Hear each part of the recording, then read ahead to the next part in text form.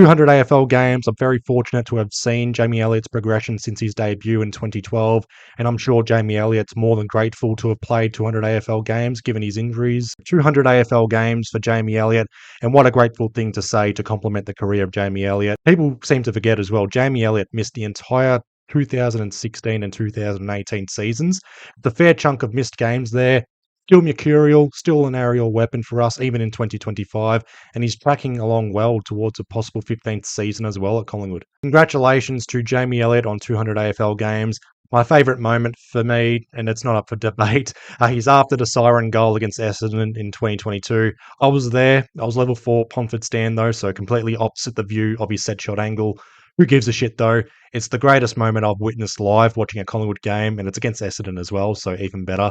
I'm a bit of hyperbole there for the greatest moment I've ever seen, but who cares? It's a goal after the siren. It redeems myself for having seen Zach Bailey do so to Collingwood in 2021, so I'm at peace with that. Other favourite moments for me, for Jamie Elliott, his mark on Ben Mackay last year, Anzac Day. What completes that for me was not just the mark, but also doing it in front of Essendon fans. And that shot as well of that mark in front of Essendon fans. Not one Essendon fan reacted to it, just stonewall reactions. Not even a jaw on the floor kind of thing, just stonewall. This shit's happening again to us in the same spot. So he didn't win the mark of the year in 2024, but he did win the mark of the year in 2013. That was against Port Adelaide at Amy Stadium, the old football park. I remember that graceful landing as well. Sat on Brad Ebert's head. Jasper Pittard, Jackson Drengrove all jumped, all failed to spoil it as well. 3-on-1, and he just fell down gracefully. One of the best marks I've ever seen. His breakout game was his 5-goal performance against Carlton, round 2, I believe, 2013. Might have been round 2 or round 3. I'm not going to double check that. That was the Malthouse v Bucks Scrud match where we spoiled the show. 5 goals, 20 disposals. His first Brownlow votes as well. Got the full 3 for that as well. To be fair, he was playing on Josh Bootsma in that game, but it makes it even more iconic for me. And speaking of iconic, who can forget Jamie Elliott closing in like the Grim Reaper? His match-winning goal against Carlton, final home and away game of 2022, puts us inside the top 4, knocks Carlton out of the top 8. Just chef's kiss right there. He did kick another match-winning goal against Port Adelaide in 2023. He's had some decent moments. The boy from Euroa, nicknamed Billy, congratulations, 200 AFL games, does so against Brisbane Lions Thursday night at the Gabba. 2023 Premiers up against the 2024 Premiers, the reigning, defending, undisputed AFL Premiers in the Brisbane Lions, up against Collingwood, old fee new Premiers, but more importantly, this is a huge top 4 clash early on this season. Coming into this game on a 4-game win streak, having won the last 3 games as well against Brisbane, one being that 2023 Grand Final, a win up at the Gabba last year as well by 20 points, and also that comeback victory by 1 point in the second last game of the season. Cost Brisbane top 4 and it kept our season alive at the time. That win last year at the MCG against Brisbane meant nothing in the end. We missed finals on percentage in Brisbane. They broke their 21-year drought. They won the premiership. They finished their story. Brisbane's coming into this game on a 10-game win streak. They're 5-0 to start this season. Premiership hangover my ass. They finished their story. And they want more success, those hungry bastards. I did watch their win over the Bulldogs last week. 60-point turnaround and a quarter and a half of footy as well at Norwood. Just like us, they're 3-0 in gather round history. Our 3 wins have been at the Adelaide Oval. Their wins have been at Norwood, so it's pretty fucking clear that Brisbane should be playing their games for gather round at the Adelaide Oval. I'm digressing there, but their victory over the Bulldogs, clinical, composed, professional as well.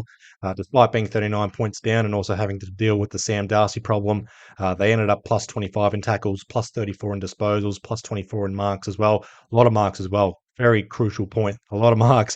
A lot of control of the footy as well. Again, very professional, less turnovers as well. Coast-to-coast transition footy as well. They just squeezed the life out of the Bulldogs in that second half. Very good comeback win. When we're clinical and professional against Sydney last week and how we nullified their corridor use and their aerial capabilities, Brisbane, they're completely different to Sydney. They'll just attack, and fucking attack. They don't care. They don't give a fuck. They're the reigning premiers. They own that tag for a reason, and they'll find ways through our defensive structure. Even if they're 5, 6, 7 goals down, they're going to find a way. Champion teams find a way. We just have to be prepared for Brisbane's onslaught. They're aiming for a 6-0 start. They've started the season 5-0 for the first time in their club's history, or Brisbane history, to be exact. They're aiming for an 11-game win streak here. It would be their second biggest win streak in Brisbane's history. We've got the Dacos boys. They've got the Ashcroft boys. We've got an All-Australian key defender premiership captain. They've got an All-Australian key defender premiership captain as well. It's going to be a tantalising contest, hopefully. Just going to compare the pair and just show some key stats here, particularly for Brisbane. They're top 8 for points for, points against, top 8 for goal accuracy, tackles, centre clearances, stoppage clearances, total disposals, and contested possessions as well. I don't have the exact stat or ratio here, but Brisbane, they've got a very big differential in their kick handball ratio game. It means they don't run as much. They don't run and carry or run and gun, slingshot footy, whatever you want to call it. They're going to turn the chicken up and put the pressure on us. We're probably going to be relying on them to turn it over as well, which makes our set shot conversion even more important as well for this game, as well as applying that forward half pressure, especially with Lockie Schultz still out, and also Dane Zorko remaining a general across half back for Brisbane.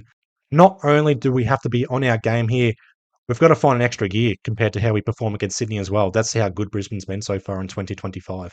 I should have said this at the start, but I am recording this on a Tuesday night for a Wednesday morning upload. I put this off by a day because I wanted to get some updates on the injury front and news and on our selection as well, particularly for Harry Perryman, who was in doubt for this game, but he's been cleared to play. But Jordan Ngoe, he has been deemed fit to play and should return for this clash, so hopefully Jordan Ngoe has a good, proper run at it now. So with the Goey fit and available, I expect Ed Allen to be dropped for this one, and I'm expecting either Lockie Sullivan or Will Hoskin Elliott to be the sub for this game. Collingwood again is on a 4-game win streak. I think I've contributed to that because I've stopped with the match predictions and also the keys to victory. I'm happy with the Plain Jane preview video.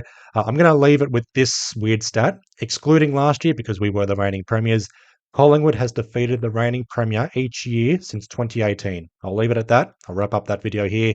Just a reminder, the VFL back again for round 4. Collingwood does take on Brisbane. That's at Brighton Homes Arena in Ipswich. That's a Friday 12:05 p.m. start though, which is 11:05 a.m. start up there. So a bit early there. So enjoy the sleep in and hopefully be able to watch that game. The VFLW season also kicks off.